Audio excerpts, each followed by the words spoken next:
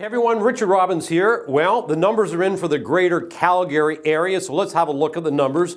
Obviously, we had another rate increase in the month of October. Bank of Canada has said they think they're going to continue to raise rates because they want to keep inflation down. They want inflation to be around 2%. So what has this done to the market? We've had a lot of things that have influenced our market this year. So let's have a look at the numbers. I got three screens for you here. So first of all, let's look at October 2017 to October 2018.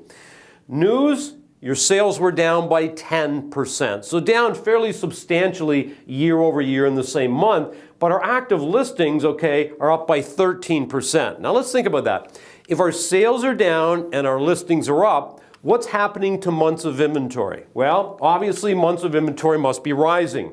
So you can see last year in October we had 4.4 months of inventory, which is, just starting to balance the market. And now we're at 5.6, where it's starting to move in to more of a buyer's market. But let's look at this.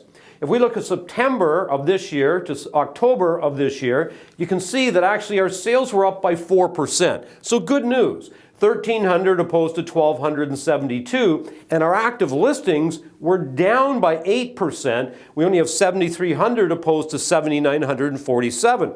So with these numbers, with sales up and inventory down, what should happen to months of inventory? Should be going down, right? And it did.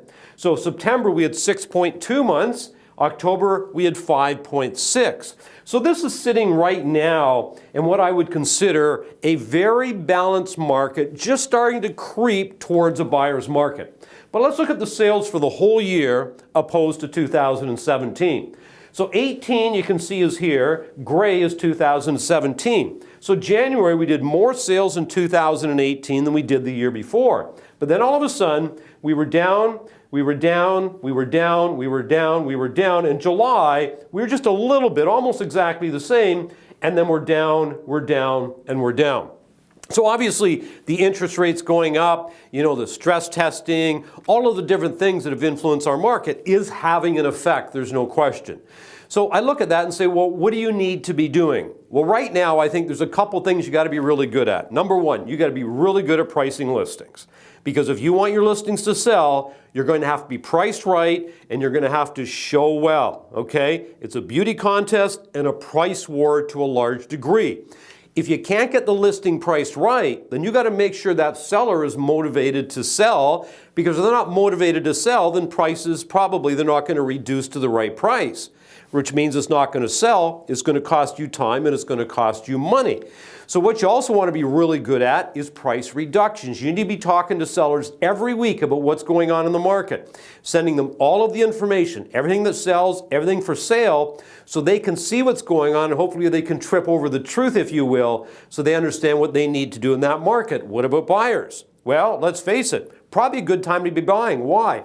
Right now we got a lot to choose from, obviously. Probably sellers are going to be a little more flexible in some cases, not all cases. So you might look at it and say, hey, Calgary real estate's on sale. What a good time to be buying. And the Bank of Canada has told us which way our rate's going to go. Maybe the rest of this year and next year, they're probably going to keep creeping up, which means you need to be buying now to take advantage of those rates, and you can probably get a fairly good price on a house right now.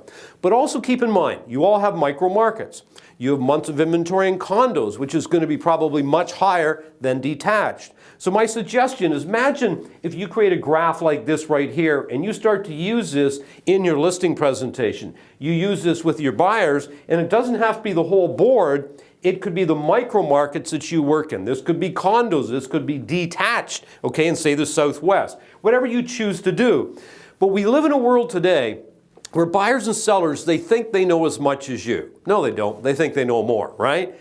And we're information rich, but we're insight poor. There's all kinds of information. How many homes sold? They can give you a number. But what does it mean? Well, this is an insight right here. This is information. You got 1,322 sales. What's that mean? You got 7,345 listings. Divide that into that. That gives you your months of inventory. And this creates what I mean is an insight. Because it's not the information that's valuable. It's what the information means that is valuable. So help buyers and sellers, make an educated decision by providing with the information that they need so they can make that decision. That really is your job. Not everybody needs to be buying and selling. But find those people that do and get them to work with you. Anyway, just remember, at the end of the day, no matter what's going on in the market, it's still a beautiful life. Make it count.